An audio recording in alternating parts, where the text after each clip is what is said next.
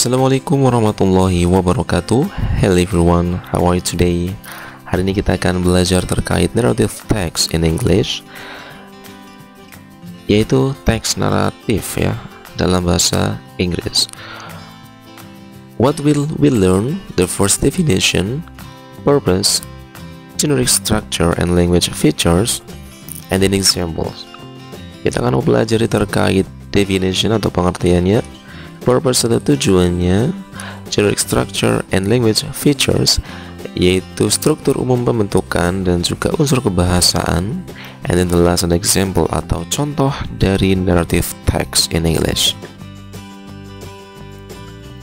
Oke, definition atau pengertian. A narrative text is an imaginative story to entertain people. Jadi singkatnya ya, narrative text adalah sebuah teks imajinatif untuk menghibur orang. Teks imajinatif yaitu teks yang tidak real ya, atau tidak nyata. Jadi tujuannya adalah untuk menghibur orang ya, atau tidak berdasarkan kenyataan gitu ya. And then the purpose of narrative text. The purpose of a narrative text is to amuse or entertain the readers with a story. Jadi tujuannya adalah untuk menghibur para pembaca dengan cerita ya.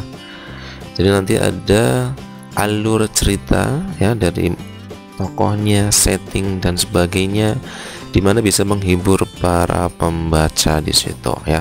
Karena tujuannya tadi apa? Untuk menghibur para pembaca.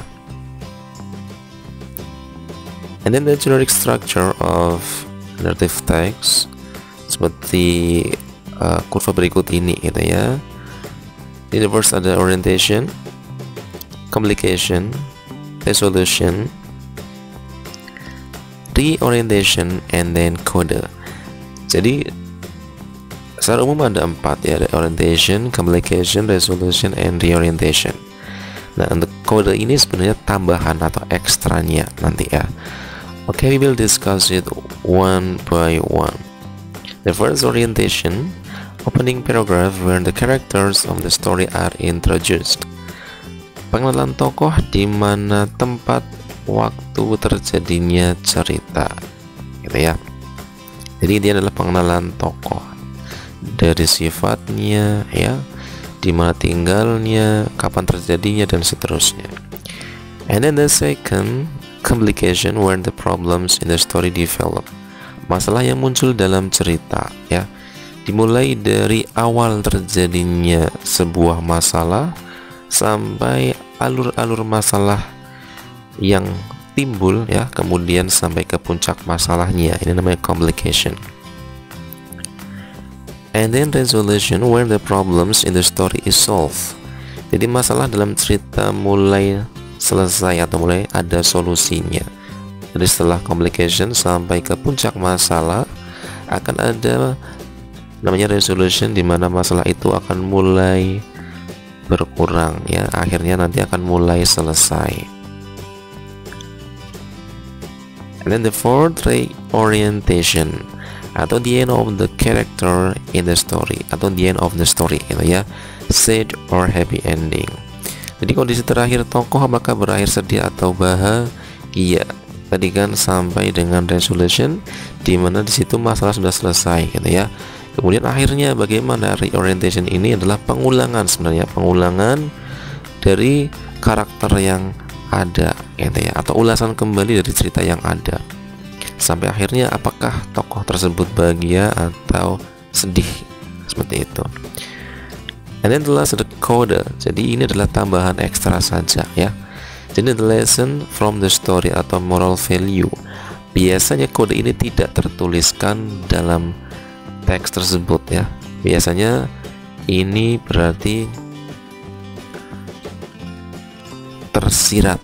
Jadi kita harus mengetahui sendiri pesan apa atau moral kehidupan apa yang ingin disampaikan oleh penulis kepada para pembaca gitu ya.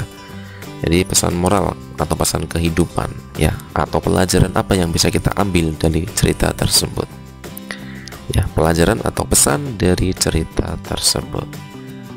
Nah seperti ini ya. Oke, language features atau unsur kebahasaan.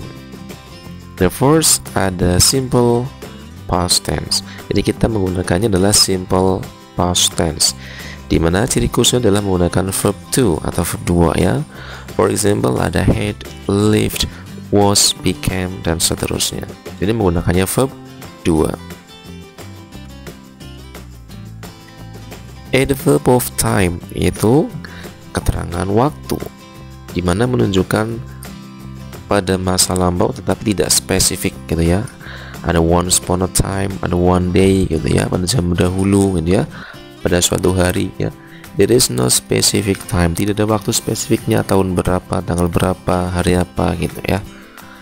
And then ada conjunction ya, atau kata penghubung, ada then, before, finally, dan seterusnya. And the specific characters, jadi karakter tertentu harus jelas karakternya ya. For example, ada Malin Kundang, Cinderella, Snow White, Isumbosi, dan seterusnya. Then action verbs helped, defeated, denied, dan seterusnya ya, kata kerja aksi ya. Kemudian ada direct speech atau kalimat langsung. For example, Malin Kundang has become rich and now he is here. Jadi kalimat yang ada tanda petiknya atau tanda kutipnya ya, dimana kalimat ini adalah kalimat asli yang disampaikan oleh tokoh atau seseorang. Oke, ini adalah language features-nya. Silakan nanti kalian harus memahami dan harus menguasai language features ini gitu ya. Oke, kinds of narrative text. The first ada fable, di mana ini menceritakan tentang kehidupan para hewan ya, atau tokohnya adalah para hewan. For example, the goose with the golden eggs, and then the mouse deer.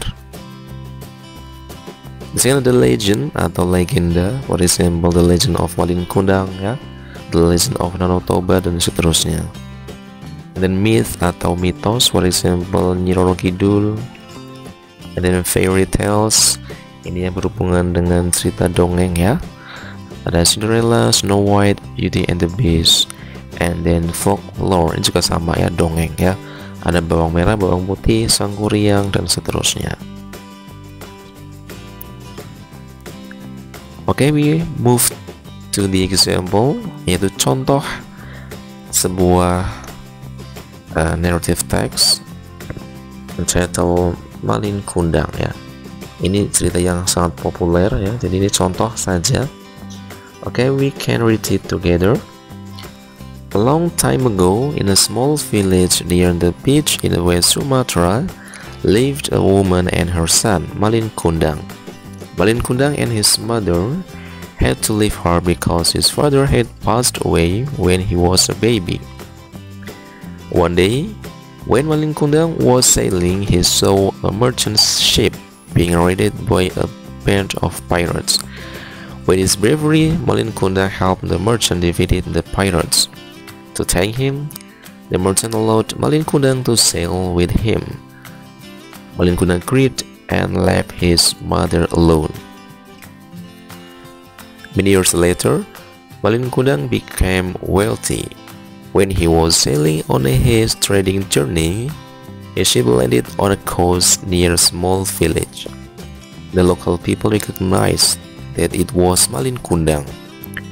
The news ran fast in the town. Malin Kundang has become rich and now he is here. Malin Kundang's mother ran to the beach to meet the new rich merchant. She wanted to hug him to release her sadness of being lonely after a long time. When his mother came near him, Malin Kundang, who was with his beautiful wife and his ship crew, denied that she was his mother. "Enough, old woman.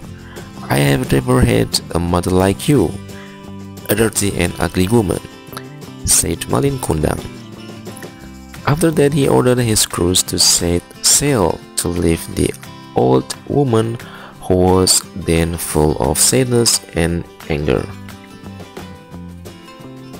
Finally, Feeling enraged, she cursed Malin Kundang that he would turn into a stone if he didn't apologize her.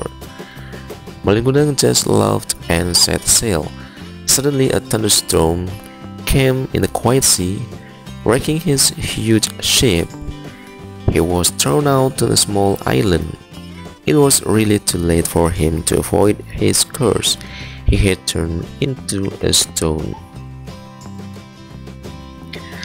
Oke, tadi adalah contoh terkait narrative text English, yaitu Malin Kundang.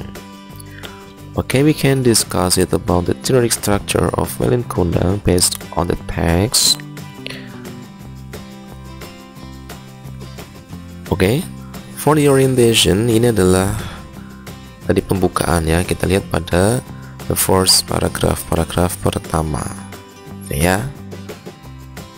And then for the complication, ini awal mulai masalah sampai puncaknya di paragraf kedua, the second paragraph. And then the third paragraph, okay. And then the fourth paragraph. Di sini sampai puncaknya, gitu ya. Dimana Malin Kundang itu tidak mengakui bahwa itu adalah ibunya. And then for the resolution, dimana masalahnya itu sudah mencapai akhir ya, dimana masalahnya sudah mulai terselesaikan di sini ya, dimana Malin Kundang akhirnya dikutuk oleh ibunya sendiri. And then from the reorientation atau the end of the text, berarti kita lihat pada the last paragraph and then the last sentence. It was really too late for him to avoid his curse. He had turned into a stone. Nah, itu adalah akhir dari ceritanya atau akhir dari the character of the story. And then kode tadi di sini tidak tersampaikan atau tersirat. Setelah kita membaca teks yang tadi, we know the moral value of the story. Kita tahu ya apa pesan yang ingin disampaikan penulis kepada pembaca. Ini masuk ke extra atau kode ya. Jadi we have to respect our parents, especially our mother. Kita harus menghormati orang tua kita ya, terutama ibu kita, agar tidak durhaka ya. Itu untuk kodenya dalam teks Malin Kundang. Okay, that's all for today about narrative text in English. Thank you for the attention. If you have a question, please write it on the comment section. See you in the next video. Assalamualaikum warahmatullahi wabarakatuh.